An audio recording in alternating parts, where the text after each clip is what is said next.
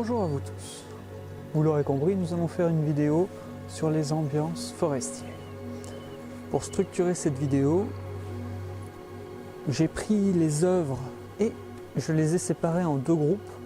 Le groupe où la forêt est perçue comme un milieu qui est accueillant, favorable, alors que dans la deuxième catégorie, la forêt est plus hostile.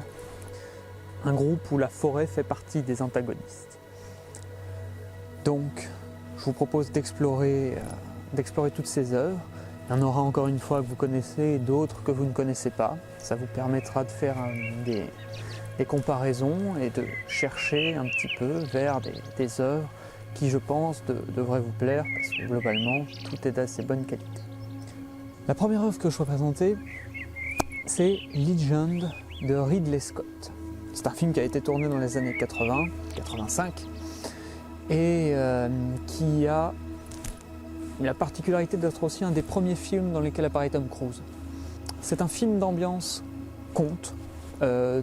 C'est une forêt qui a été intégralement construite en studio. Ça avait d'ailleurs posé problème parce qu'il y a eu un incendie pendant le tournage qui a détruit une bonne partie des décors de la forêt, donc il a fallu refaire pour certaines scènes. Et globalement, c'est un film qui a une ambiance vraiment très Ridley Scott avec constamment du pollen qui flotte dans l'air, constamment de la fumée, de la brume, des ambiances qui sont très denses, très chargées, très Ridley Scott. D'ailleurs, il y aura un autre film de Ridley Scott aussi dans cette sélection. Cette ambiance très chargée donne une vraie personnalité au film. C'est clairement un film que j'apprécie beaucoup pour l'univers qu'il développe et surtout pour les ambiances des lieux. C'est très kitsch, extrêmement kitsch, mais de ce kitsch qui apporte une ambiance un peu sombre, un peu malade, qui fait qu'on sent l'œuvre pour enfants, et malgré l'œuvre pour enfants, il y a quand même un aspect très sombre. La scène par exemple avec les ogres où il y a des morceaux humains avec des légumes, et tout un tas d'aliments étalés sur la table. C'est naïf, c'est kitsch dans la mise en scène, mais ça a un aspect quand même qui est premier degré, vraiment vraiment plaisant. Et donc, je vous invite à découvrir déjà ce petit film qui a une vraie atmosphère de conte sombre. Pour continuer dans cette optique des films avec une forêt qui est fantastique, une forêt de contes, il y a aussi le film La Compagnie des loups, qui est un film là aussi des années 80, 1984, de Neil Jordan, le réalisateur qui nous a fait Entretien avec un vampire, qui est son film le plus connu. Et aussi bien sûr The Crying Game et tout un tas d'autres très bons films.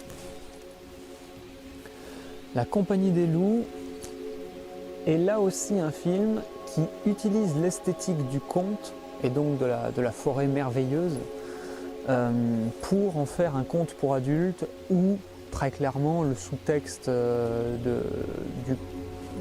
du conte, puisque là on s'axe beaucoup sur le petit chaperon rouge, on met clairement en avant le contexte sexuel et donc la prédation sexuelle, l'envie aussi d'être désiré, convoité, etc. Il y a beaucoup de thématiques qui sont très adultes dans l'idée et qui sont traitées comme un conte et donc avec l'imagerie du conte qui va avec. Un conte qui a des moments qui virent clairement sur l'horreur puisque en fait les hommes et les prédateurs sont des loups-garous dans ce film et il y a des scènes de transformation qui vont clairement dans le registre de l'horreur. Donc un film pour adultes assez intéressant dans ses thématiques et son esthétique, qui est une curiosité assez plaisante pour tous ceux qui aiment une esthétique de conte au service d'une histoire sombre. Voilà, l'idée conte de gris. Dans le registre de l'animation, j'ai aussi pris Princesse Mononoke. Ce film était un petit peu à la limite parce qu'il y a tellement de monstres et de créatures dans ce film que la forêt est neutre de toute façon dans ce film. Elle est neutre, mais elle est suffisamment en fait.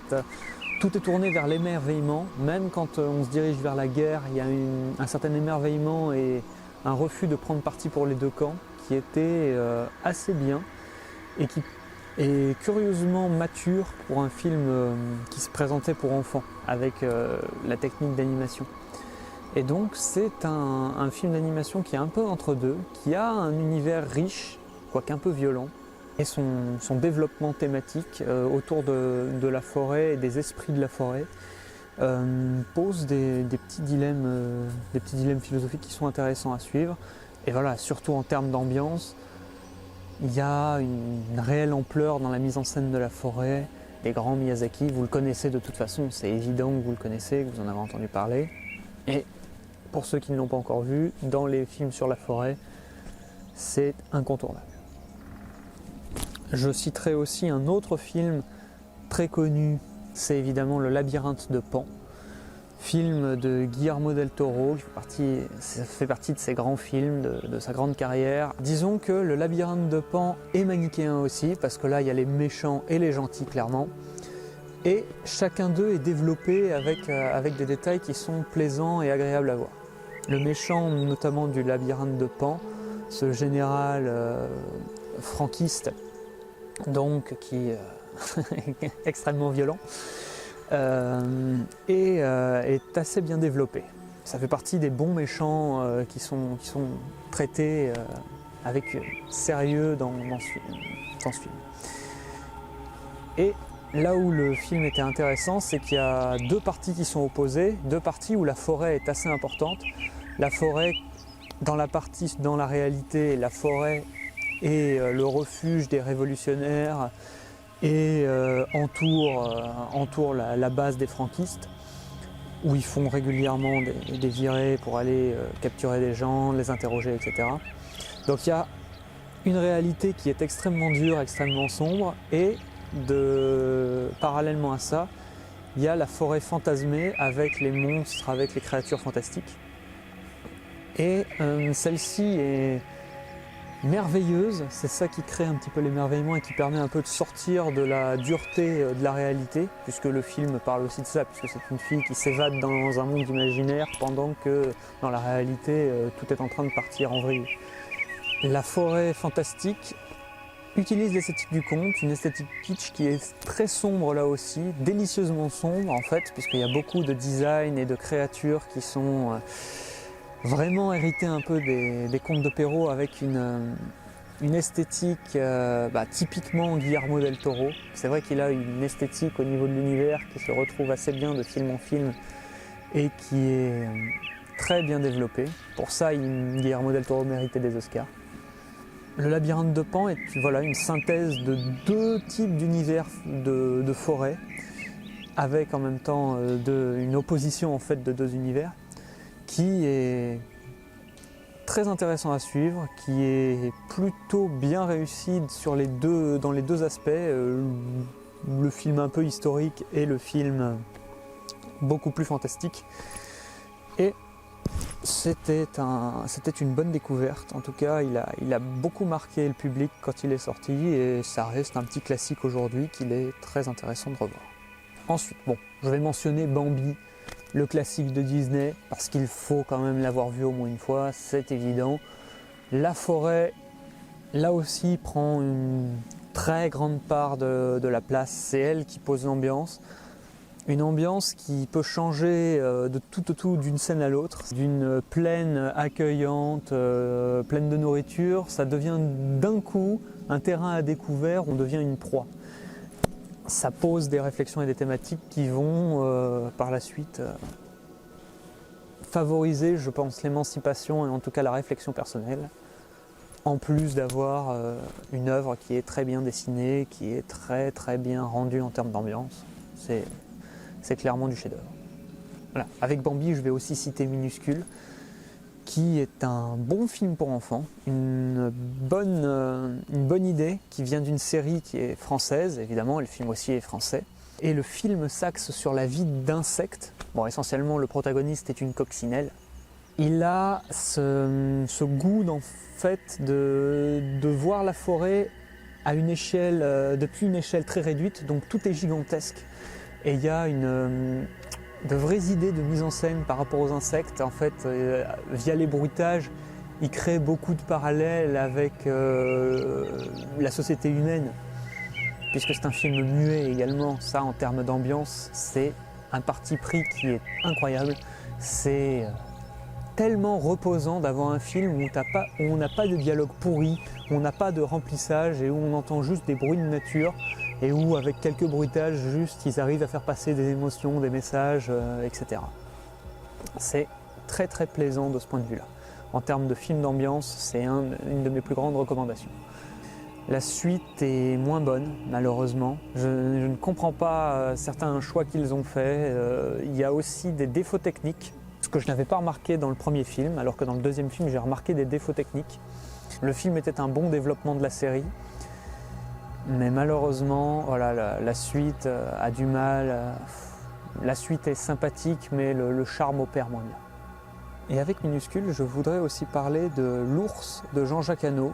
Donc là aussi, film des années 80-88, qui marque un peu le début des films animaliers de Jean-Jacques Hano, à savoir qu'il prend une trame où il va suivre des animaux et une trame où il y a des êtres humains qui viennent apporter des thématiques et enrichir un petit peu le film. Car juste sur les animaux, ça ressemblera à du documentaire scénarisé et c'est pas vraiment ce que veut faire Jean-Jacques Hano. Et donc c'est un bon film, là aussi qui va racoler un petit peu du côté de Bambi, parce que là aussi il y a la mort de la mère avec l'ourson, l'ours bourru qui va peu à peu se transformer en tuteur, etc. Donc il y a ça. Il y a ça dans ce film, et il y a aussi voilà, les traqueurs qui tuent la mère ours au début, puis qui se retrouvent confrontés à l'ours qui va leur mettre une bonne grosse dérouillée, et ça se transforme en traque avec une vengeance personnelle à assouvir. On vous invite à découvrir ce film là aussi qui mérite clairement le déplacement. Puisque Jean-Jacques Hano fait du cinéma à l'ancienne et c'est très très plaisant à découvrir aujourd'hui en termes d'ambiance. Je vais parler de Max et les Maxi-Monstres. C'est un film qui est sorti en 2009 de Spike Jonze, qui est un réalisateur très intéressant puisqu'il a fait au moins 2 chefs-d'œuvre qui sont Her, le film de science-fiction, et Being John Malkovich, la comédie avec un tunnel qui permet d'entrer dans la tête de John Malkovich.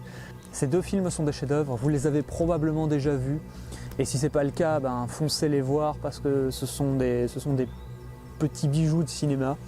Et Max et les Maxi-Monstres, c'est un film sur un enfant qui voit un peu les problèmes de ses parents et de sa famille et qui décide de faire une fugue, et pendant sa fugue il va se réfugier dans le pays des Maxi-Monstres où il se fait passer pour un monstre pour être accueilli parmi eux, et il y a peu à peu voilà, des relations qui se créent entre eux, ils vivent des petits trucs, il y a une esthétique très très kitsch de la forêt qui est mise en scène avec un kitsch qui est entre la forêt et le désert.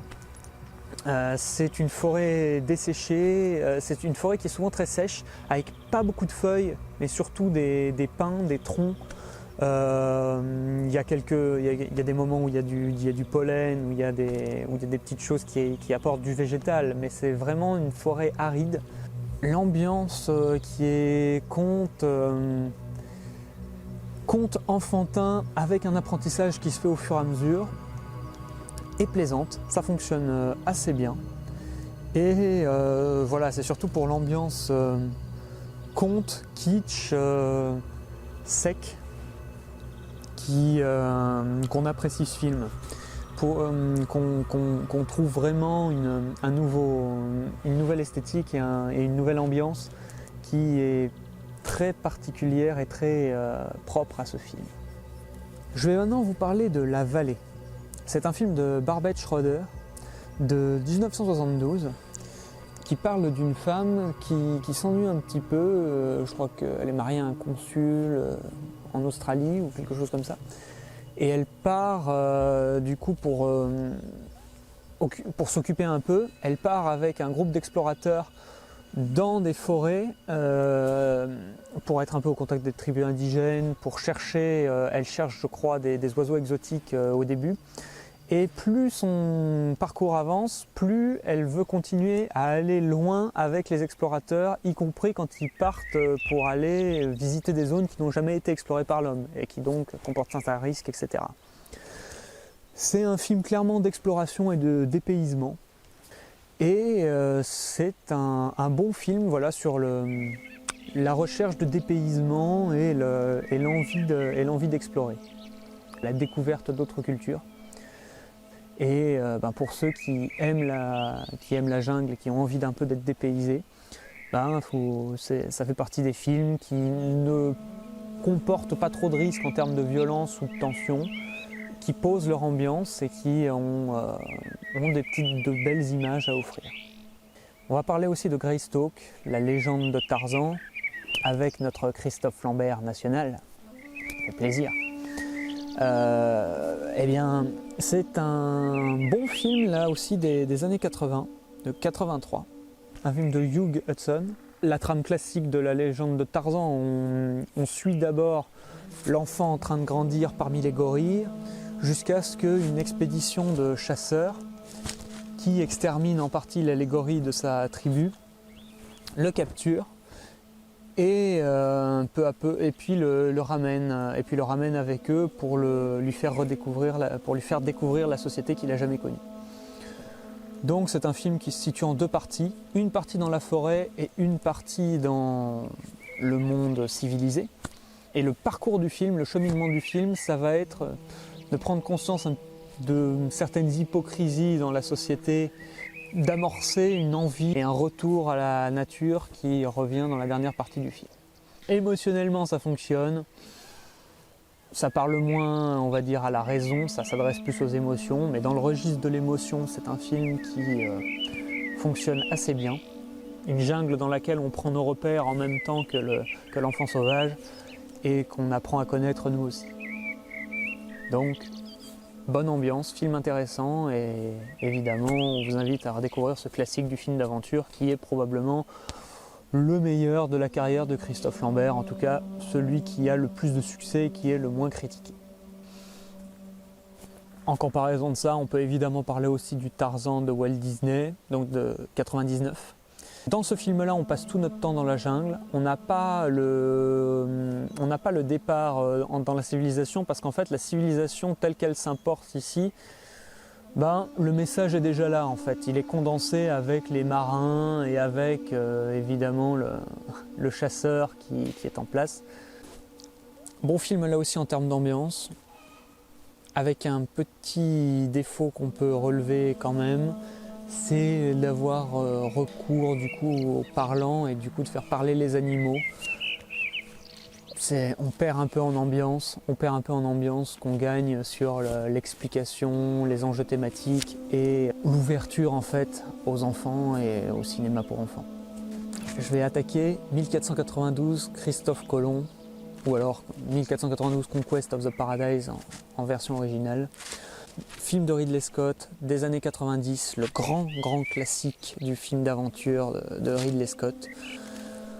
Bon, il y a des réalités historiques qui ne sont pas respectées dans ce film, crevons l'abcès tout de suite, les villes n'étaient pas éclairées par les bûchers. Ils ont choisi de mettre ça comme contexte, histoire de rajouter un petit peu de peur et de climat anxiogène. Ça fonctionne bien en termes d'ambiance là aussi. On contraste beaucoup entre la civilisation très construite du Moyen-Âge qui nous est montrée dans les débuts, qu'on explore dans l'introduction, avant de partir au Nouveau Monde avec Christophe Colomb. Un film qui digère l'histoire pour donner son message, donc ce n'est pas un film historique. Ridley Scott ne fait pas de bons films historiques, mais il fait des films qui sont bien pour la vision qu'il donne. Ce sont de belles histoires toujours. Christophe Colomb, il est campé par un Gérard Depardieu qui est dans ses heures de gloire et qui tient là un rôle à la mesure de ses qualités d'acteur. très grand film d'aventure avec beaucoup de fumée dans la jungle, beaucoup d'ambiance un peu lourde, où on a la peur et l'émerveillement. Au niveau de l'émerveillement, la musique de Vangelis fait un travail incroyable là aussi. Un excellent travail de mise en scène et d'ambiance avec beaucoup de détails, dans chaque séquence des détails qui apportent leur lot de précision, en fait, d'immersion. Donc, grand film d'aventure avec un peu de violence. Voyez-le, c'est un des bons classiques de Ridley Scott. Maintenant, pour partir sur le thriller, on va parler de Traqué. C'est un film de 2003 de William Friedkin. Ça ressemble à un remake de Rambo, où un soldat d'élite justement pète les plombs, part en forêt, disparaît pendant quelques mois et massacre régulièrement des chasseurs ou des personnes qui passent dans la forêt parce que voilà, il est en guerre contre tout le monde. Et donc du coup, on va chercher son instructeur qui lui a appris ces techniques et qui connaît les mêmes techniques et qui peu à peu va appliquer ces mêmes techniques à lui-même pour se lancer dans une traque, pour devenir le prédateur, là en face d'un prédateur qui est complètement hors de contrôle. Et la mise en scène de la forêt ici est intéressante. La forêt est propice aux prédateurs. L'enjeu du film, c'est un peu de s'approprier les codes de la forêt, la façon dont elle fonctionne et fonctionner comme elle pour pouvoir se fondre en elle et prendre l'avantage sur la proie qu'on traque. Et c'est bien mis en scène, il y a de bonnes petites séquences de thriller. À partir de la capture et de l'évasion, c'est un peu redondant. Le film devient redondant. Mais il a quand même là aussi un bon sens du détail et un culte de la simplicité qui le rend efficace et plutôt immersif, ce qui en fait un thriller tout à fait convenable et en tout cas qui a vocation à divertir efficacement. Je fais un micro aparté sur la saga Le Seigneur des Anneaux et la saga Le Hobbit. Je ne vais pas reparler ni faire une analyse de ces films, parce que la première saga a marqué l'histoire de l'heroic fantasy et du cinéma, la seconde a montré combien l'appât du gain pouvait pousser loin dans la persistance, même dans des idées un peu stupides. Dans ces deux sagas, il y a des visions de la forêt qui sont intéressantes. Dans la saga du Seigneur des Anneaux, c'est plus la mélancolie, l'automne et l'hiver, la forêt qui est en train de mourir en parallèle avec les elfes et l'histoire de la race elfique. Et alors que dans le Hobbit, c'est plutôt un espèce d'âge d'or, il y a plus cette volonté d'en étaler, d'en offrir davantage, d'être généreux, qui est aussi dans l'idée du Hobbit. Parce que voilà, comme le Hobbit n'a rien de plus à ajouter par rapport au Seigneur des Anneaux, du coup, il étale le pognon, il nous en donne pour notre argent, il nous fait grâce de beaucoup de décors, beaucoup d'aventures, beaucoup de petites truculences qui sont grâce. C'est pas du grand cinéma, mais c'est du cinéma qui est très satisfaisant à voir. Et le Hobbit, ça se regarde facilement. Donc, les deux sagas sont intéressantes pour ça, elles ont chacun une utilisation et une perception de la nature qui leur est propre. Et les deux sont assez intéressantes à voir pour ce qu'elles ont à offrir, et c'est donc à essayer. Je vais aussi faire un court aparté sur la saga Le Livre de la Jungle, la suite de remakes qui ont été faits. Alors j'ai pas vu la version des années 40.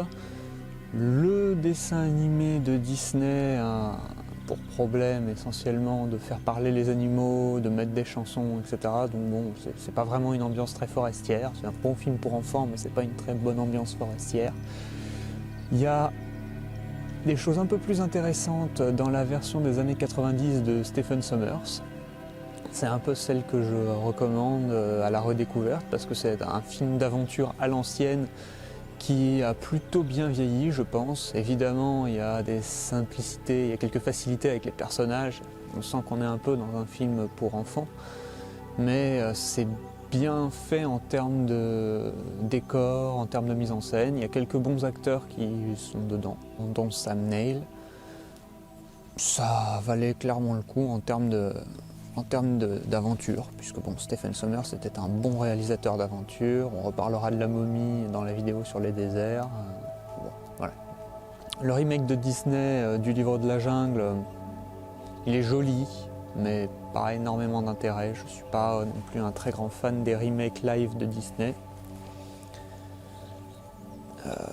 C'est d'une très bonne direction artistique généralement, mais d'un intérêt discutable. Et concernant Mowgli de Netflix, j'ai pas vraiment adhéré. Je sais pas trop. Le côté vraiment trop numérique des animaux. Bon. C'était numérique aussi chez Disney, mais il y avait un meilleur respect des proportions, ça passait mieux, alors que là, les animaux sont un peu étranges. Enfin, je trouvais ça étrange.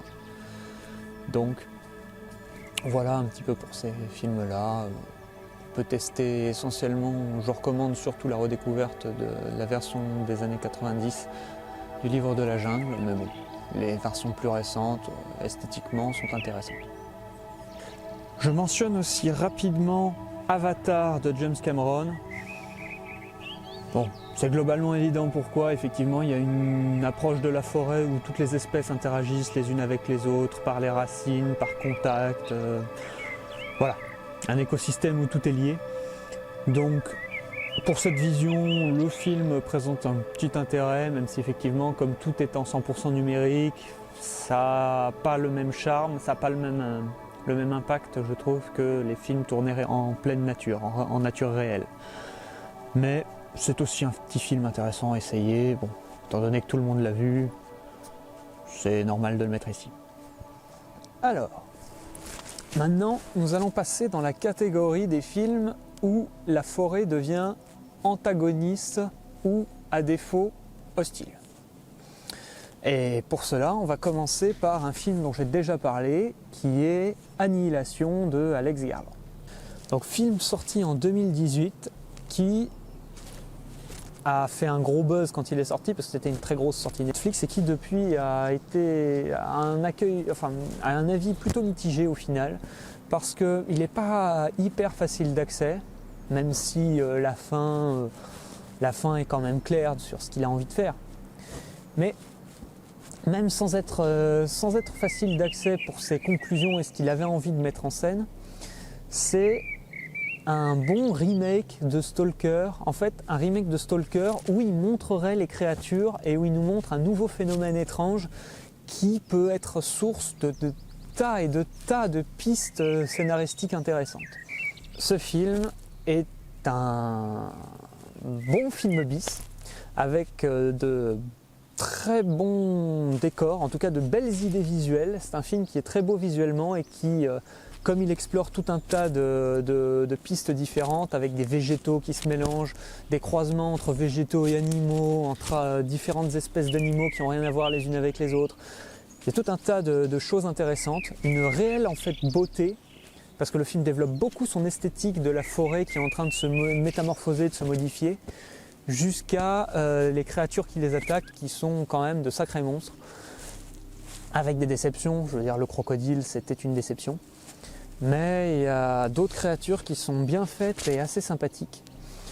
Et sincèrement, c'est plaisant d'être dépaysé et de découvrir vraiment, sans que ce soit un nouveau microcosme, c'est un film où l'ambiance et les détails sont si présents, si importants, qu'on est vraiment dépaysé et qu'on a vraiment cette ambiance de forêt où on découvre et où on nage un peu en plein mystère. Et ça, c'était assez plaisant, c'était un cadeau inattendu de la part de Netflix. Et j'en profite pour faire le lien. J'ai parlé dans mes précédentes vidéos de La couleur tombée du ciel avec Die Farbe et The Color Out of Space, qui sont là aussi deux films où la forêt est métamorphosée par l'arrivée d'un météore. Comme c'est la forêt qui change, c'est pas vraiment une ambiance de forêt, mais en termes de forêt antagoniste, ce sont des films qui sont à noter et éventuellement à voir si l'envie vous tente, puisque ça va chercher en plus du côté de Lovecraft, donc c'est intéressant. Les King Kong sont globalement, c'est une série de films où la jungle n'est pas accueillante. La jungle offre tout un tas d'obstacles et elle tue beaucoup de gens dans ces films-là. Donc c'est clairement un des antagonistes, même si elle est toujours filmée d'une façon spectaculaire et merveilleuse dans les King Kong. Dans la version de 1933, c'est probablement d'ailleurs une des versions les plus dures en termes de traitement un petit peu des acteurs et des thématiques, puisque on découvre les dinosaures qui font des morts à chaque fois, il y a les grands monstres préhistoriques qui déciment un peu l'équipage avant que King Kong ne le fasse lui-même, même si King Kong est responsable quand même de pas mal de morts dans celui-ci. Les personnages de King Kong 1933 sont beaucoup plus communs, beaucoup plus pragmatiques, en tout cas dans les actions qu'ils font et les choix qu'ils prennent. Et pour ça, le film a un certain charme, il est vraiment adulte pour le coup, et il y a pas mal de choses qui sont intéressantes. Les effets spéciaux ont vieilli, c'est le principal défaut du film aujourd'hui, c'est que les effets spéciaux, c'est du stop motion. Voilà, film pionnier, historique, qui mérite toujours d'être revu aujourd'hui, mais la comparaison avec la version de Peter Jackson, qui a considérablement hollywoodisé pour le coup les personnages, qui les a vraiment rendus moraux, sensibles, etc. C'est assez intéressant. Voilà. Il y a une vraie comparaison et une vraie mise à niveau chez Peter Jackson. Pour la version de 1976, qui a été faite par John Guillermin, qui est le réalisateur de 20 milieux sous les mers dont je vous ai déjà parlé avant, c'est pour le coup une version où la jungle est quasiment accueillante et où c'est vraiment l'envie d'exotisme qui imprègne le film. Il essaye de poser des enjeux modernes avec la recherche de pétrole, mais c'est pas très exploité, c'est mineur, c'est un petit accessoire qui est là juste pour lancer en fait le voyage. C'est vraiment un film qui est fait vraiment pour l'exotisme. Il n'y avait pas particulièrement besoin de faire ce film. Voilà, on nous met Jessica Lange comme ça qui débarque dans un canot parce qu'elle est jolie.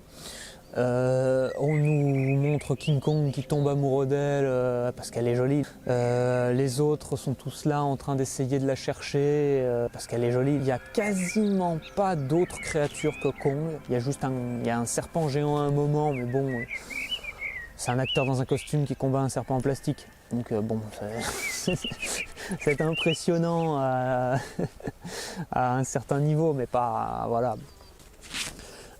Émotionnellement, le film fonctionne quand même. Il y a quelques petites scènes de destruction sympathiques à la fin, mais c'est vrai que c'était un film plutôt mineur. Bon, un film d'exotisme. Si on a envie d'un peu d'exotisme, ce King Kong était sympathique parce qu'elle est jolie. Et sinon, bien sûr, il y a la version de Peter Jackson, qui est la bonne version aujourd'hui, qui déborde de créatures. Ils en ont mis partout. C'est vraiment plaisant à ce niveau-là. La jungle, la jungle regorge de détails intéressants à voir. Les nouveaux tyrannosaures notamment qui sont assez bien. Et cette évolution des thématiques qui sont beaucoup plus lissées et où le label a tué la bête au final avait un petit peu plus de sens dans celui-ci que dans la version 1933 où ils nous sortaient ça comme ça et puis on faisait mais oui, ok. Avant on faisait ok, là ça a un peu plus de sens. Puisqu'en gros, effectivement, elle ne voulait pas qu'il meure, il y avait un déchirement émotionnel. King Kong a clairement des émotions dans le film de Peter Jackson, donc voilà, c'est intéressant, c'est bien fait. Et enfin, Kong Skull Island, qui est celui qui probablement a été le moins apprécié avec celui de 1976. Moi, je le trouve sympathique. C'est un film qui est très con. Il a des côtés qui sont clairement comédie et au niveau des acteurs c'est la catastrophe.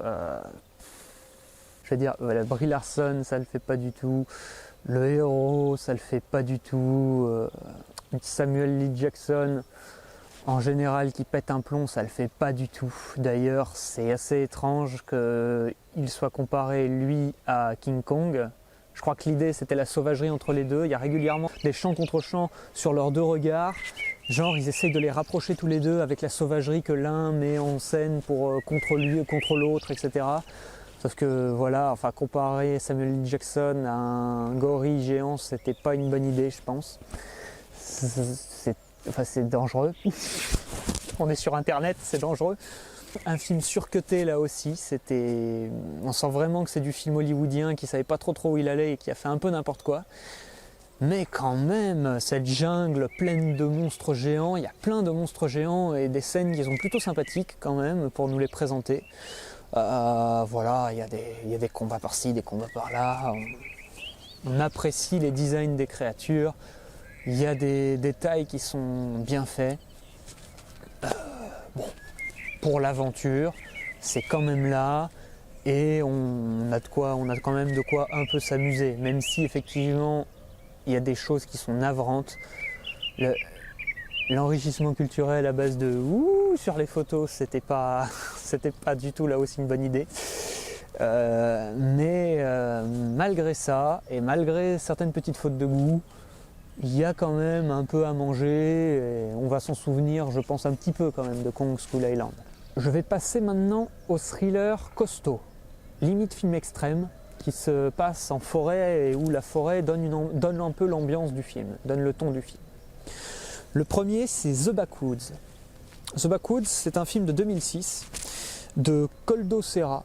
C'est un film espagnol qui a quand même en tête d'affiche Gary Oldman.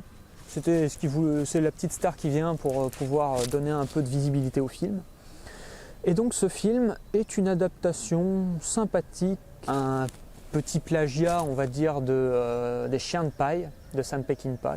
Ce sont deux couples d'amis qui partent à la chasse, dans une maison de campagne durant un week-end, qui vont découvrir pendant leur battue une gamine difforme qui est retenue prisonnière dans une cabane, qui l'emmène avec eux et qui peu à peu vont découvrir qui l'a séquestrée là, pourquoi, et évidemment va y avoir un peu d'échange de plomb. Ce qui est intéressant, c'est que c'est un film où le camp des gentils est celui qui fait le plus de morts dans le film. En fait, à partir du moment où il y a des gens qui se sentent en danger ou qui s'estiment en droit d'être violents, ils le font.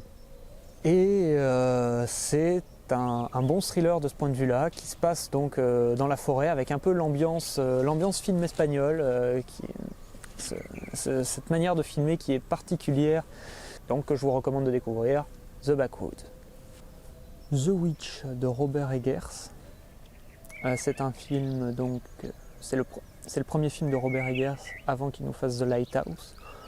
Là aussi c'est un film intéressant qui propose un film d'époque puisqu'il se passe aux alentours du 18e avec des protestants, puisque c'est un film qui se passe chez les protestants dans l'époque des colonies aux USA. Protestants qui sont virés de leur village parce qu'ils sont trop intégristes pour les protestants qui sont établis là dans leur colonie, et donc ils partent, toute leur famille est bannie et ils partent s'installer en forêt pour survivre, pour continuer à vivre. Et les enjeux du film sont de suivre un petit peu comment se débrouille cette famille, comment les choses évoluent. Et ce qui est intéressant, c'est qu'avec chaque membre de la famille, il y a un concept d'horreur qui est développé autour de la sorcellerie, à savoir que les tout petits ont l'air de parler aux animaux, notamment aux chèvres.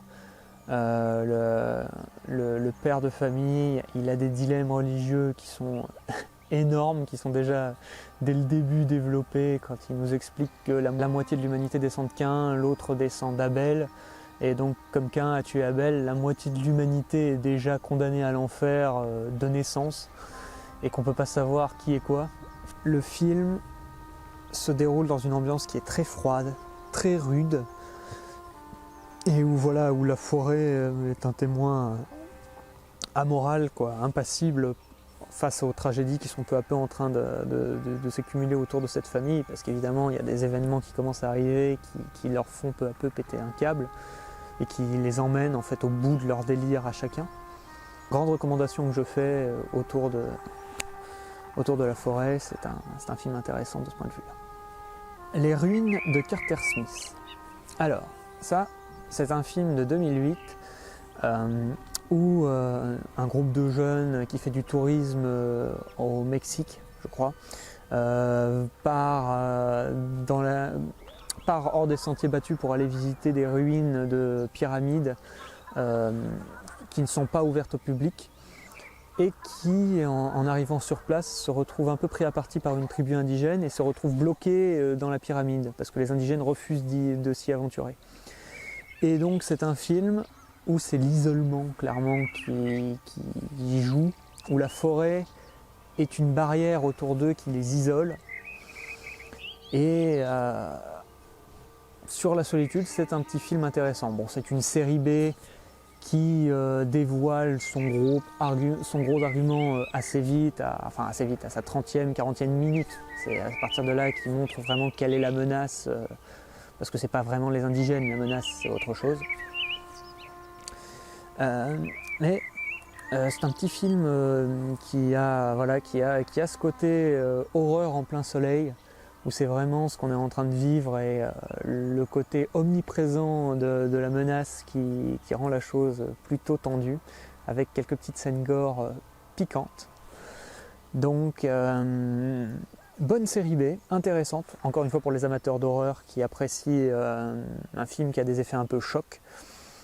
Mais bonne série B qui fait bien les choses et qui là aussi a une esthétique un peu de la forêt qui est intéressante, une esthétique de la plante en fait qui apporte un petit peu d'originalité, qui fait la personnalité du film. Bon, alors, c'est maintenant qu'on s'attaque à Blair Witch, parce que bon, la forêt de Blair Witch c'est un incontournable en termes d'horreur et d'ambiance de forêt. Donc Blair Witch, donc le film des années 90 est un film qui a vieilli. Je pense qu'aujourd'hui, il n'est classique que parce qu'il a beaucoup marché à l'époque et que du coup on n'arrête pas de dire que c'est un très très bon exemple de found footage. Parce que de mon point de vue, c'est pas vraiment un bon exemple de found footage. Parce que c'était une technique de cinéma qui à l'époque était peu utilisée, il a été efficace. Et qu'on s'attendait pas, on s'attendait pas à vraiment à un film comme ça qui justifie en fait son côté amateur dans le film et qui c'est presque un film du dogme. Mais voilà, comme ce film ne montre jamais ce qu'il veut faire, qui montre juste des petits tas de pierres ou des petits bouts de brindilles, aujourd'hui ça fonctionnerait plus du tout si on faisait un film comme ça. D'ailleurs, les found footage, s'il y en a eu beaucoup ces dernières années, c'est parce qu'en fait ça coûte pas cher à faire. Mais l'argument économique s'est vite écrasé devant le fait que ces films ne fonctionnaient pas et avaient assez peu de retours, quoi. Puis d'ailleurs, la plupart des found footage qui sont sortis maintenant, à quelques-uns près dont on peut se souvenir, comme The Bay, comme le nouveau Blair Witch dont je vais parler aussi, mais voilà, il y en a assez peu qui ont traversé cette époque, quoi. La plupart sont des films qui étaient faits pour être consommés dans l'année. Donc Blair Witch, en dehors de son côté de pionnier, il a posé une mythologie et des petits trucs intéressants. Aujourd'hui, voilà, il a vocation de pionnier, mais il n'y a pas vraiment beaucoup plus à en dire. C'est un film qui est très facile à imiter, qui a très bien marché à son époque, mais qui aujourd'hui ne marcherait pas aussi bien. D'ailleurs, son reboot, le Blair Witch de 2015 de Adam Wingard, a pas très bien marché. Et en tout cas, c'est pas un film qui est très apprécié, alors qu'il en montre plus, qu'il a plus de révélations à faire et que globalement, c'est un film qui est mieux construit et beaucoup plus rythmé. Clairement, le nouveau Blair Witch est meilleur que l'ancien. Maintenant, il est un peu long à se mettre en place, il développe beaucoup trop la personnalité des adolescents et dans la première partie, les tensions qu'il y a entre eux. Je veux dire, on s'en foutait des tensions entre eux, c'était C'était mettre en place la situation dans la forêt qui nous intéressait le plus. Mais ça, c'est quelque chose que le jeu a très bien fait. Et là, on va parler du jeu, et c'est ça qui est intéressant. C'est vrai que le jeu Blair Witch, qui est sorti là en 2019, est un très bon prolongement de ses prédécesseurs, à savoir qu'il est, je pense de mon point de vue, il est plus proche du second, parce qu'il a là aussi des boucles temporelles, il a un jeu sur les boucles temporelles, mais il apporte 2-3 idées nouvelles, notamment l'idée d'utiliser les cassettes sur lesquelles sont enregistrées les bandes pour faire réapparaître des objets. En fait, c'est comme si les cassettes emprisonnaient des trucs, des détails qu'on fait ressortir en les repassant à l'envers. Et en plus, le rendu de la forêt dans le jeu vidéo est excellent. C'est vrai que là, pour le coup, ils ont beaucoup communiqué sur la qualité sonore de leur bruitage d'ambiance. C'est vrai que c'est très bien fait de ce point de vue-là. Et je vous recommande de le tester. C'est un bon jeu vidéo et un bon développement des films Blair Witch, évidemment. Puisque je ne parlerai pas de Blair Witch 2. Bon. Des films avec la forêt qui est un antagoniste, on est obligé de parler de Evil Dead. C'est clairement le gros classique, vous l'avez vu, vous l'avez vu, Sam Raimi. Clairement, la forêt est un antagoniste. Et il y a cette ambiance de forêt hantée où chaque arbre, chaque plante vous veut du mal. Et ça se ressentait bien. L'ambiance qu'avait développé le film avec beaucoup de fumée partout, des bruits, des plaintes qui sortent de toutes les souches d'arbres, de tous les troncs d'arbres morts, etc. Ça fonctionnait très bien. Et ça fonctionne très bien aussi dans le second, qui va encore plus loin dans ce point de vue-là, en devenant un peu cartoonesque dans les confrontations. En fait, c'est le cartoon dans Evil Dead 2, c'est la façon qu'il a d'un petit peu atténuer la quantité d'horreur qu'il développe, parce qu'il veut faire de l'horreur, mais c'est pas vraiment de l'horreur qui se prend au sérieux. Donc, contrairement au premier Evil Dead, qui est le meilleur de la saga, jusqu'à évidemment son remake de 2013, qui est un petit peu une espèce de prolongement de la vague horreur hardcore des années 2000. Qui était sympathique du point de vue violence, effectivement. Là, on rigolait pas, même s'il y a des problèmes dans ce nouvel Evil Dead, à commencer par les insultes. C'est bien d'avoir regardé L'Exorciste, mais si ça fonctionne dans L'Exorciste, ça ne fonctionne pas dans les autres films de possession. C'est pas particulièrement bien en termes d'ambiance. Disons que ça ruine davantage l'ambiance que ça n'y participe. Donc de grosses fautes de goût malheureusement dans ce remake d'Evil Dead, avec des petits trucs qui étaient un peu dommages, notamment un climax final assez raté où le démon final qu'on a, c'est une meuf à poil.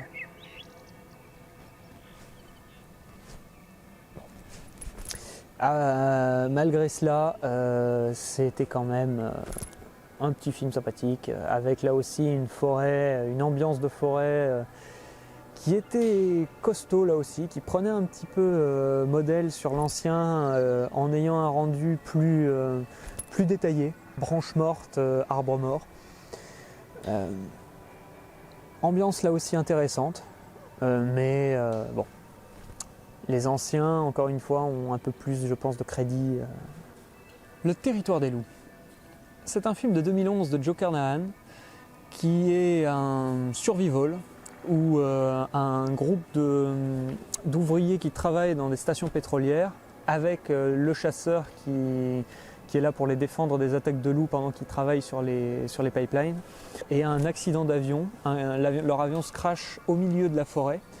Et donc ils se retrouvent à devoir survivre et à prendre des décisions pour pouvoir survivre le plus efficacement possible.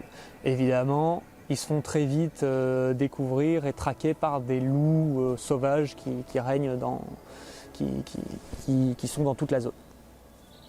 Donc, c'est un film qui est plutôt beau. Voilà, c'est un film qui a une perception très hostile de la nature, où la nature essaye de les tuer par le froid, par le manque de nourriture, par tout un tas de pièges en fait qu'elle laisse partout.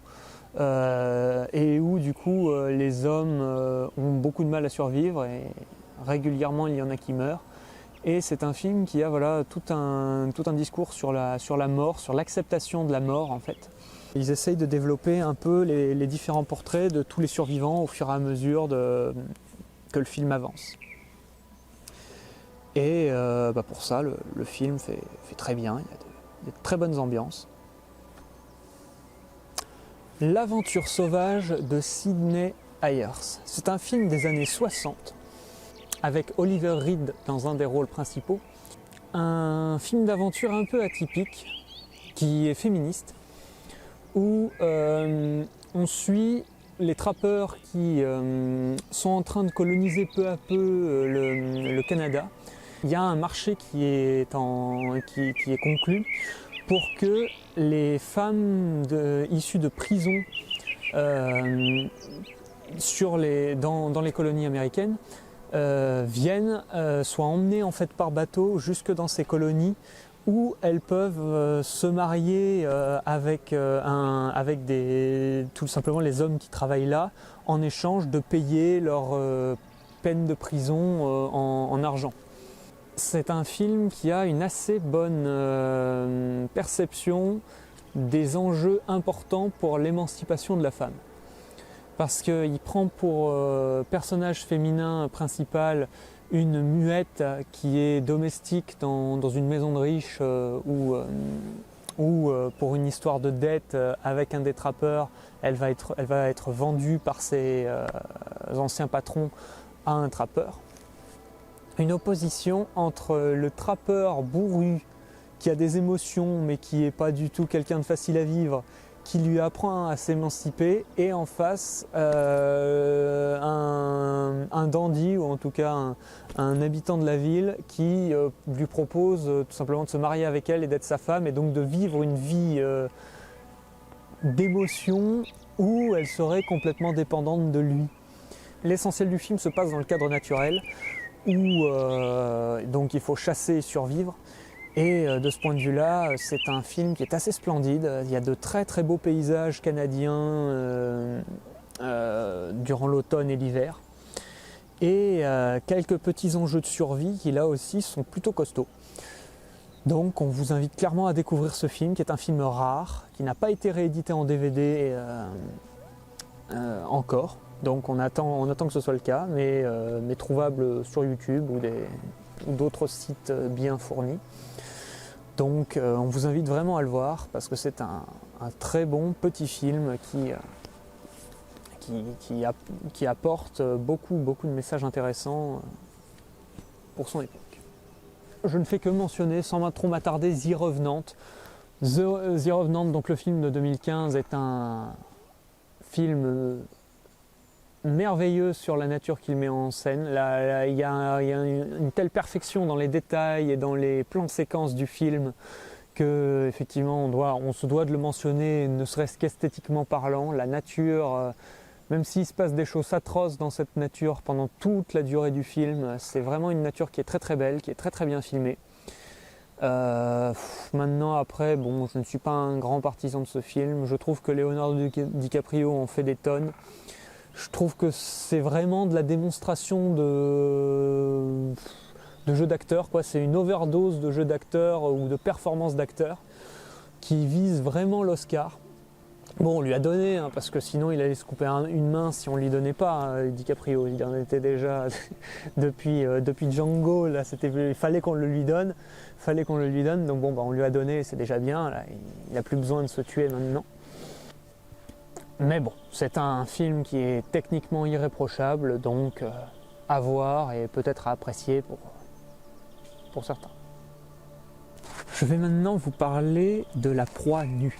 C'est un film de 1965 de Cornel Wilde qui a été tourné en Afrique du Sud et qui a la particularité d'être un survival à une période où le cinéma d'aventure n'en propose pas énormément. C'est un groupe de colons anglais qui organise une expédition pour aller chasser des éléphants et faire commerce de l'ivoire. Au cours de cette expédition, ils passent dans les terres de tribus et un des membres de l'expédition ne respecte pas les tribus qui sont en place. Ils se font attaquer un peu plus tard et une grande partie des colons sont décimés durant cette attaque et par les festivités qui s'en suivent. Et le seul survivant qui reste est pris en chasse en fait par les indigènes de la tribu, et le film est une grande chasse à l'homme où constamment on va suivre le colon anglais qui est poursuivi par les indigènes et qui va essayer de s'en sortir par différentes façons. Alors c'est un film qui est intéressant sur plusieurs aspects. Déjà pour l'aspect survie, parce que c'est un film qui a une approche qui est plutôt réaliste, mais le film a ce côté qui est très brut, très cru, qui fonctionne bien. D'ailleurs, il y a un quota de violence qui est inhabituel, il y a pas mal de sang dans ce film-là, pas de gore, mais du sang. C'est aussi un film qui va prêter un peu à polémique, parce que si on le regarde aujourd'hui, c'est un film qu'on peut juger raciste, mais à l'époque déjà, il critiquait l'esclavagisme, l'apartheid, parce que c'est un film d'Afrique du Sud, où l'apartheid a persisté jusque dans les années 90. Et déjà à ce moment-là, c'était un film progressiste à son époque. Mais aujourd'hui, quand on le regarde aujourd'hui, il y a des clichés qui vont pas, parce qu'en fait, la représentation des sauvages, c'est un peu Tintin au Congo. Il y a une dénonciation de l'esclavagisme, puisqu'on voit des tribus africaines qui en asservissent d'autres pour pouvoir vendre déjà des esclaves aux blancs qui en font commerce, parce que là, ce commerce est interdit, c'est une affaire c'est une sorte de mafia. Et il y a un rapprochement culturel dans le film entre le colon anglais et un petit noir qui sauve justement des chasseurs d'esclaves. Un rapprochement culturel qui est intéressant parce qu'ils ne parlent pas la même langue et ils ne parlent pas les mêmes langages. Il y a beaucoup de choses qui sont très bonnes dans ce film. En grande partie, et déjà sa facture technique qui est vraiment très belle. Il y a une très belle photographie, c'est vraiment un climat africain qu'on sent authentique. Et ça, plus ses bonnes intentions, même si, encore une fois, là, le film n'est pas exempt de tout reproche aujourd'hui, c'est clairement un très très bon représentant du cinéma, on va dire inclusif, et sauvage naturel, qui offre une belle balade en Afrique. C'est un film qui offre une belle balade en Afrique et qui nous offre un récit de survie qui est plutôt rythmé, encore une fois pour un film des années 60, et qui est bien illustré avec pas mal de péripéties intéressantes qui apportent un peu de matière. Donc un excellent film d'aventure à découvrir, entre The Lost City of Z et Cannibal Holocaust un petit peu, mais bon, sans être aussi épicé. Le Sanctuaire, petite série B qui est sortie en 2015, pas particulièrement appréciée par tout le monde, mais avec un petit postulat rigolo, avec des créatures de forêt qui, en fait, suite à une espèce de mutation du bois, peuvent commencer à vivre, à se détacher et à rentrer un peu en autonomie. Ça donne plein de petites créatures. Et avec un haut potentiel de contamination. Donc, petite série B sympathique, avec ayant pour personnages principaux un couple avec leur bébé. C'est un film qui commence assez vite et qui se lance dans un rythme plutôt soutenu après son premier tiers, donc c'est tout à fait à son honneur. C'est sympathique pour les amateurs de films avec des créatures originales, mais après c'est pas non plus un très grand morceau. Si vous voulez un très grand morceau, il y a le premier Predator, vous l'avez vu, la jungle qui sert de camouflage, le haut degré potentiel de menace constant, puisque la menace peut être présente à tout moment. Voilà, en plus d'une ambiance d'être coupé un petit peu du monde où on est, avec lequel on est familier, loin du pays, pour les soldats qui sont en train de se faire massacrer.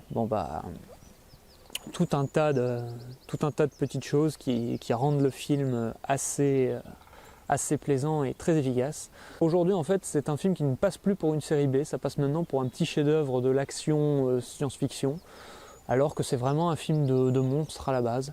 Donc un truc bien fait, un truc hybride entre le film d'action testostéroné qui se transforme peu à peu en film d'horreur. Donc bien dosé, avec de bons gimmicks des années 80 qui font que le numéro est toujours aussi efficace.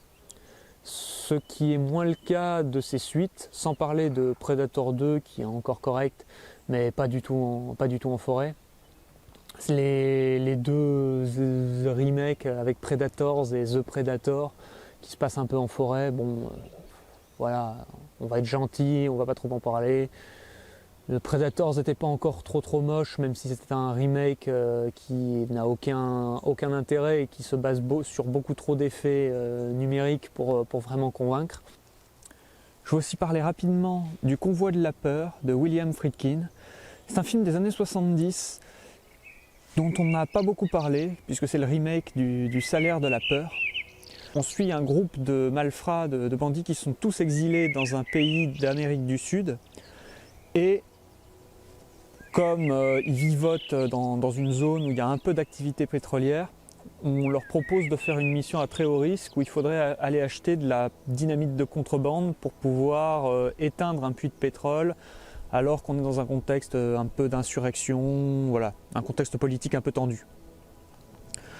Donc le film s'axe essentiellement un peu comme une course contre la montre et comme voilà, un convoi à haut risque, un road movie où on risque d'exploser à tout moment. Et voilà, il y a pas mal de tensions et la jungle oppose beaucoup d'obstacles imposants au fur et à mesure que le film avance. Et c'est vrai que là on a une nature vraiment sauvage qui malmène régulièrement les nerfs de nos héros. Et il faut suivre un petit peu l'histoire effectivement pour voir un petit peu ce qui se passera à la fin. Voilà. Et clairement l'enjeu du film c'est la survie des personnages et donc de suivre le film pour voir ce qui va leur arriver et quelles épreuves ils vont traverser. Donc bon film de William Friedkin oublié. C'est un film d'aventure qui est tout à fait correct et c'est un thriller qui reste efficace même 50 ans après sa sortie. On repasse au film d'aventure initiatique avec Mosquito Coast, film de Peter Weir qui va s'axer sur un inventeur qui, comme il pressent l'effondrement de la civilisation, décide d'embarquer sa famille et de l'emmener en plein milieu de la jungle équatoriale pour y construire son invention qui est un frigo automatique, un frigo qui fonctionne en fait qu'avec du charbon de bois. Et ils veulent construire à une grande échelle pour rendre service à la collectivité et en fait tirer la richesse qu'il aura là-bas en fait de son or transparent.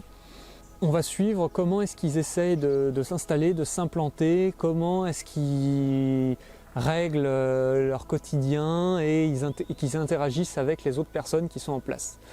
Et donc peu à peu, c'est une histoire qui va être de plus en plus dure pour les personnages, puisque si déjà les débuts sont difficiles, ils se heurtent bientôt à la mafia locale, ils ont une relation qui est de plus en plus tendue avec les missionnaires occidentaux qui sont sur place. Et donc il y a de vraies évolutions de personnages avec une situation qui se tend de plus en plus et avec des choix et des dilemmes qui se révèlent en fait de plus en plus importants. Et justement, le titre vient du passage où il y a probablement le choix le plus important qu'ils ont à faire, à savoir un moment où il se met à comparer des gens et des moustiques pour le parasitisme qu'ils impliquent et où il commence à prendre certaines décisions. J'en dirai pas plus, c'est un excellent film d'aventure, drame, avec un Harrison Ford qui délivre une vraie performance, une très bonne performance. Donc à découvrir pour tous ceux qui aiment ce genre de cinéma. De Peter Weir, il y a aussi Les Chemins de la Liberté que vous pouvez voir. Je ne l'ai pas mis ici parce que c'est plus un film d'ambiance désertique, où c'est vraiment le désert humain qui est au cœur de l'ambiance du film. Mais si vous êtes intéressé par ce genre de film d'aventure où il y a des personnages livrés à eux-mêmes au milieu de nulle part, c'est vraiment un très bon film. The Lost City of Z. C'est un film qui est un gros film d'aventure à l'ancienne, très très très austère. Vraiment austère dans la façon dont il pose la découverte du nouveau monde et les explorations du personnage principal. Et aussi sa relation avec les différents personnages et la société à laquelle il présente ses découvertes. C'est un film qui a ce parti pris de montrer la nature comme un lieu difficile à survivre pour l'homme civilisé, et qui va très souvent garder l'angle sublime en fait de la découverte, qui garde l'exotisme, mais qui rappelle aussi régulièrement qu'elle coûte cher en vie. The Lost City of Z a cet émerveillement pour la nature et pour les tribus indigènes qui y vivent, sans nier leur côté dangereux, parce qu'il y a des morts et elles ne sont pas du tout pacifiques, ces communautés. Et il a vraiment ce goût de vouloir un peu découvrir les choses et d'aller un peu à contre-courant de son époque, en tout cas, dans les représentations et dans la compréhension. Et c'est vrai qu'il y a ce goût d'aller toujours plus loin, même si ça en devient dangereux. Mais comme ce film a bien tout condensé, a bien condensé les enjeux et a offert quand même beaucoup d'aventures, c'était clairement un film qui était intéressant à découvrir. Et Aguirre, qui est un film dont je vous l'ai déjà parlé dès le début de cette chronique, Aguirre est un film qui lui est beaucoup plus axé sur les conquistadors, puisque là ça se passe à cette époque-là, à l'époque des conquistadors et de la découverte, ça se passe au Pérou, je crois, zone d'Amérique du Sud. Et on va essentiellement s'axer sur eux, même s'il y a quelques attaques de tribus indigènes, ça va surtout être centré sur les colons qui perdent pied peu à peu avec le réel et qui vont peu à peu exprimer leur peur, leur paranoïa, etc. Aguirre qui a une ambiance incroyable où des hommes sont complètement livrés à eux-mêmes, perdus dans une forêt équatoriale, sans savoir où ils vont, ce qu'ils peuvent faire, et en perdant peu à peu tous leurs repères moraux, en s'appropriant peu à peu le pouvoir et en devenant peu à peu fou. C'est ça l'histoire d'Aguirre, c'est Klaus Kinski qui finit par péter complètement son câble, qui finit par parler aux animaux. Et cette puissance, en fait, c'est ce cinéma à l'ancienne, vraiment très dépouillé, avec assez peu d'effets, mais beaucoup d'incertitude et dans la découverte. Et tout en ayant toujours un peu cette menace des indigènes qu'on ne voit pas mais qui sont là et qui font des petites attaques sournoises régulièrement. Ça a cette ambiance où on est tout le temps alerte et en même temps on est écrasé par le climat qui est partout autour, l'humidité qu'on sent sur toutes les personnes. C'est clairement du grand cinéma d'aventure, un grand cinéma sur la folie et référence du film à voir. Clairement, Aguirre est une très très grande référence cinématographique. D'ailleurs, pour faire un petit parallèle avec un film qui est moins connu, je recommande également Wojciech, qui est un film avec le même tandem, à savoir Werner Herzog à la réalisation et Klaus Kinski en rôle principal. Wojciech, où on suit un soldat qui se fait un peu exploiter par tout le monde.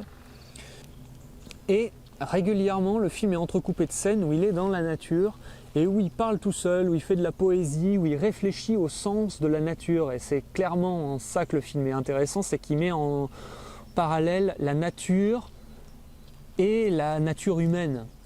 C'est un film qui veut parler de la nature humaine et qui cherche à dépouiller, à revenir à l'identité originelle, à la nature vraiment des gens et des choses.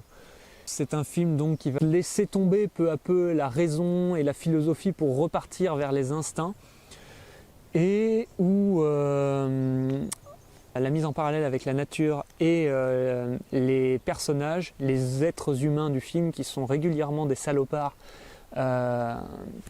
au fur et à mesure que le film se développe, finit donc par avoir un poids et un message idéologique. Et donc c'est un beau film typique du cinéma de Werner Herzog, avec une vraie performance là aussi de Klaus Kinski, où si on va peu à peu dans l'horreur, on garde toute la beauté et la majesté de la mise en scène, avec une réelle ambiance qui est empreinte de réflexion. Et donc très très beau film qu'on vous invite à voir et à découvrir. C'est une bonne référence là aussi, et un des bons crus de Werner Herzog. Pour rester dans la fibre exploration et dépaysement, on va parler de Cannibal Holocaust. Cannibal Holocaust, donc, que vous avez probablement vu aussi, ou en tout cas entendu parler. C'est un film culte dans l'aura des films à scandale, interdits pendant 30 ans, etc. Si je choisis d'en parler ici, c'est parce que ce film a un vrai potentiel de dépaysement et en fait d'exploration un peu épicée du monde indigène. Et c'est ça en fait qui est intéressant, c'est l'aspect mondo du film. D'aller à la recherche d'une équipe qui a disparu, de passer par les tribus indigènes où ils sont allés, en constatant là aussi que la nature est extrêmement hostile, et que certains indigènes peuvent être dangereux sans que ce soit ingérable, parce qu'il y a un côté social, il y a une mise en avant société primitive qui est assez efficace, qui est très rude. En fait, l'aspect rude peut sembler manquer de respect parfois, mais en fait ça a un aspect quasi naturaliste documentaire, et c'est vrai que de ce point de vue-là, c'est très efficace, le film fonctionne très bien comme ça. Alors que c'est surtout la deuxième partie du film qui est vraiment dégueulasse, avec les aspects humains qui reviennent, mais qui sont gratuits, parce que là c'est un message sur la presse, et clairement pour avoir des images chocs, ils font des trucs dégueulasses pour pouvoir tourner ces images. Donc bon, moralement c'est pas particulièrement je sais pas s'il y a beaucoup de journalistes qui procèdent comme ça. C'est plus de la manipulation et du montage aujourd'hui, les critiques qu'on pourrait faire aux médias. C'est moins la sensation d'être dans la recherche d'images chocs, parce que le politiquement correct d'aujourd'hui va en contradiction avec l'aspect choc. Enfin bref, c'est pas le message sur les journalistes qui est le plus intéressant dans Cannibal Holocaust. Ici, c'est vraiment l'aspect découverte des tribus cannibales et de la jungle et de la forêt. Et de ce point de vue-là, ce film a un vrai potentiel de divertissement. Il est très bien fait et très efficace de ce point de vue-là. Et l'aspect caméra embarquée, cinéma-réalité fonctionne bien. Voilà, c'est vrai qu'on disait que Cannibal Holocaust était peut-être l'inventeur du found footage, mais c'en était un de ceux qui a le plus popularisé la chose avec le contexte d'horreur.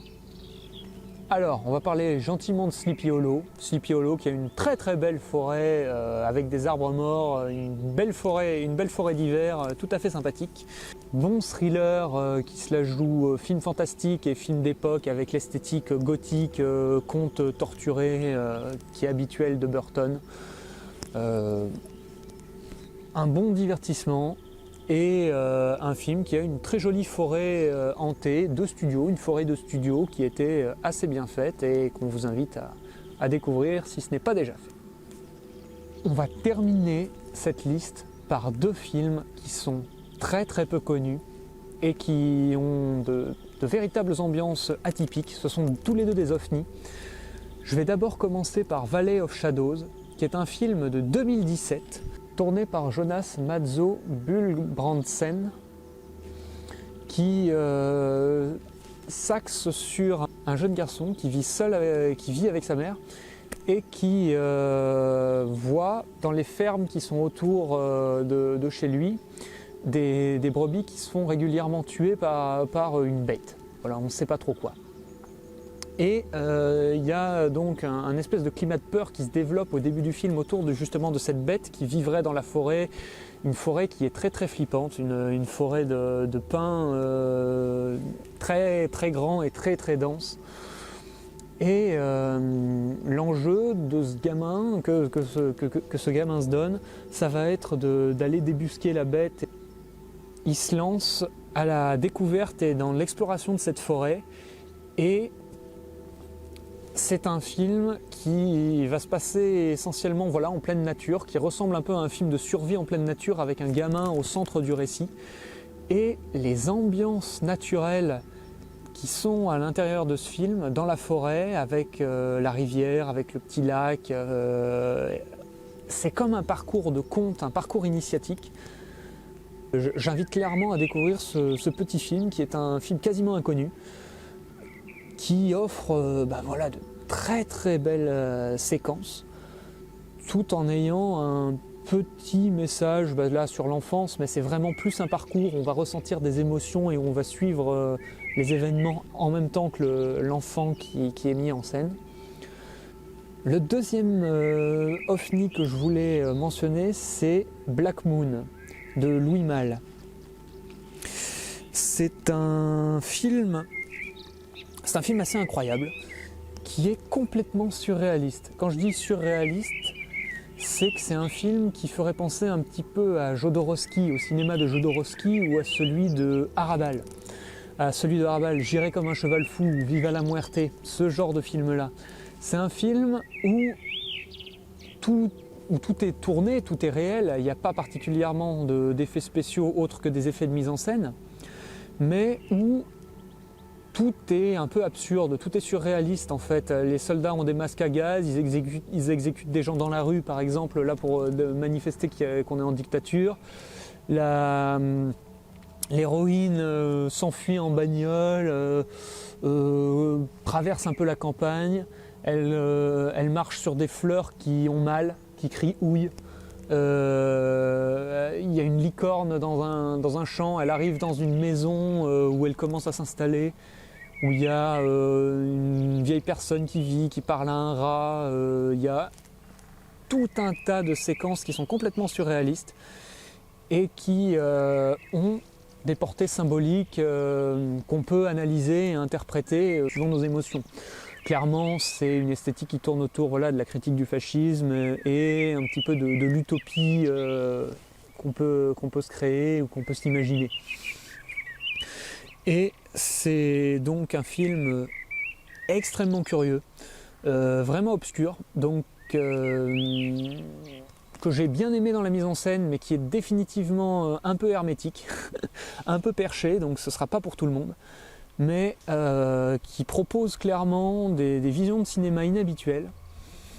Et pour ceux qui apprécient le cinéma qui sort un petit peu des sentiers battus en faisant des ambiances complètement barrées, c'est très intéressant et c'est une proposition de cinéma assez inhabituelle. D'autant plus que c'est un film français.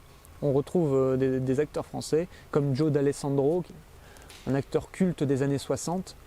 Donc je vous invite là aussi à découvrir ce petit film très curieux qui est dans une certaine branche, donc pas forcément à la portée des goûts de tout le monde, mais qui offre une proposition de cinéma inhabituelle avec une ambiance vraiment qui lui est propre. Donc si vous aimez le cinéma d'Arrabal, vous pouvez clairement tenter Black Moon, c'est de la bonne. Question jeux vidéo, je pourrais citer les créations de Amanita Studio. C'est un petit studio qui n'a pas beaucoup fait parler de lui, mais qui pourtant a des jeux qui sont assez connus. C'est le studio qui a fait Botanicula, qui a fait Machinarium, qui a fait Samsorost, et Samsorost 3 surtout. C'est Samsorost 3 et Botanicula que je présenterai dans cette vidéo. Ce sont deux jeux qui ont une perception toute mimi de la nature, qui est clairement, parce que c'est du point and click, c'est clairement pour enfants et très jeunes enfants.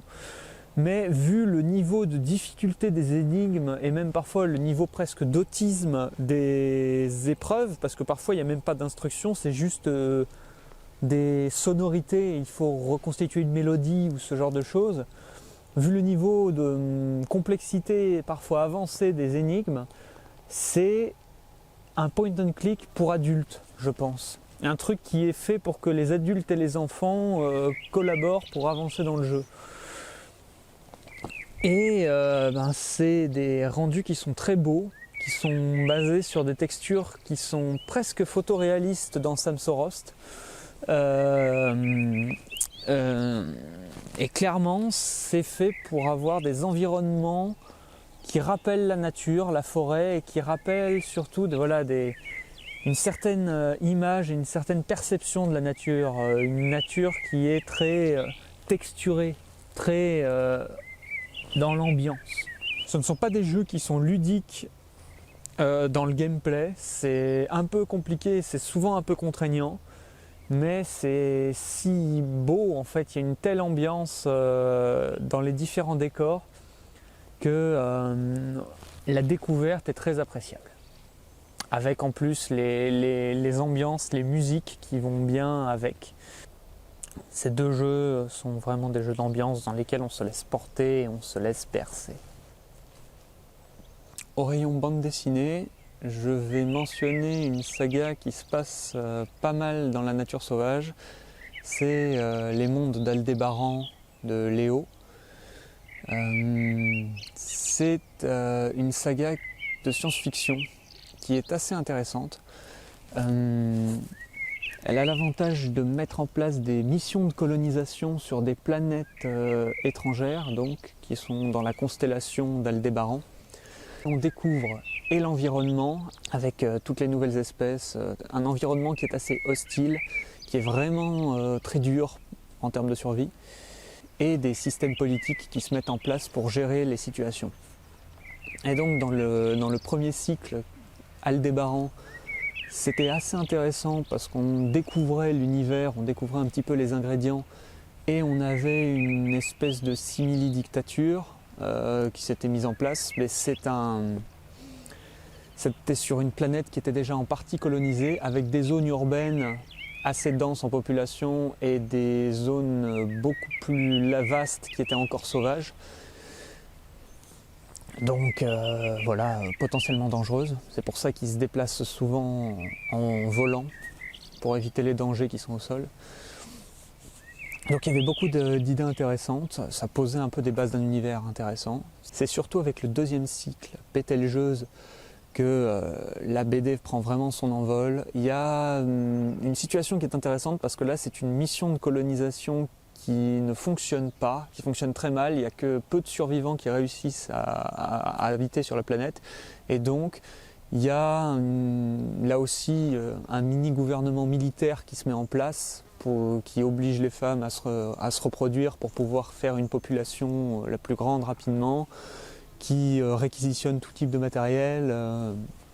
Il y a un fonctionnement social qui était assez dur et qui était justifié. Pour le coup, les conditions le justifiaient assez bien parce que c'est vrai que l'environnement est là aussi très, très hostile. Et on a une ambiance qui est assez particulière parce que c'est une planète qui est quasiment désertique, sauf dans de grands canyons où il y a de l'eau et où là il y a énormément de végétation et d'espèces différentes. Et donc il y avait un environnement qui était assez intéressant. Et voilà, beaucoup de thèmes variés et une absence de manichéisme qui était assez plaisante, surtout dans Bételgeuse, mais qui était présente aussi dans Aldébaran. Et puis il y a le troisième cycle, Antares. La bonne idée de ce cycle-là, c'est de mettre en place les colonisations privées, le concept de colonisation privée, où ce sont des grands manias qui payent le voyage, qui payent tout, et qui du coup sélectionnent les gens qui feront les futurs colons, etc. Et donc là, ils prennent l'angle d'une secte religieuse. Ça c'était intéressant. Bon, il y a toujours aussi l'aspect environnement, les nouvelles espèces, etc. Même si c'est toujours un petit peu dans la redite, on n'est pas surpris, mais on l'a, c'était bien, quoi, parce que ça fait partie des ingrédients du cycle. Le gros problème de ce cycle Antares, c'est la malhonnêteté dont il fait preuve pour la religion. Parce qu'en fait, il s'amuse dans sa secte à amalgamer les religions chrétiennes, bouddhistes. En fait, il s'amuse à faire un espèce de globi-boulga religieux qui mélange un peu tout. Mais enfin, surtout occidental, surtout religion occidentale quand même. Et tout ce qui lui sert, tous les arguments qui servent à critiquer la religion viennent de l'islam. Toutes, quasiment toutes. Dès qu'il y a de la violence, ça vient de l'islam. Le voile, ça vient de l'islam. Voilà, et tout ce qu'il peut y avoir pour vraiment critiquer la religion vient de l'islam, seulement il amalgame tout et ça lui permet de critiquer toutes les religions alors qu'il met toutes les religions sur un pied d'égalité, ce qui est un peu absurde. C'est le gros point négatif de ce cycle, cette malhonnêteté sur la religion qui, dès que le scénario avance un peu, paf, il rajoute des trucs idiots, religieux idiots. Voilà, du fondamentalisme de bas étage, voilà, pour pouvoir critiquer la religion, alors que bon, bah, voilà, ça ralentit, ça plombe le récit plus que ça ne le sert. Voilà. Mais globalement, c'est un cycle de science-fiction qui est assez intéressant, qui est vraiment bien fait, en tout cas pour les 2 premiers cycles, et qui offre de nouveaux environnements, avec là aussi des ambiances de lieux sauvages qui sont vraiment intéressants, et qu'il est intéressant aussi de découvrir pour ça, sous cet angle. Voilà pour cette vidéo.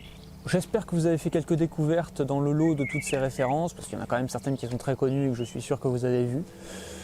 Eh ben, d'ici la prochaine que je suis en train de préparer, j'ai déjà 2-3 petites idées. Je suis en train de travailler sur le thème du désert, sur le thème du rêve, sur plusieurs autres petites choses.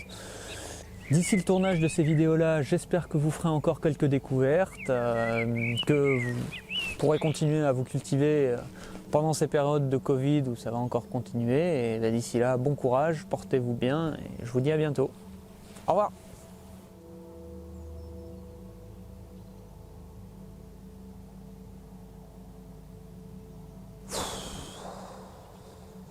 Je me suis barré de chez moi depuis cette boîte. Depuis que je l'ai ouverte, je sais pas, mais ça picote. Hein.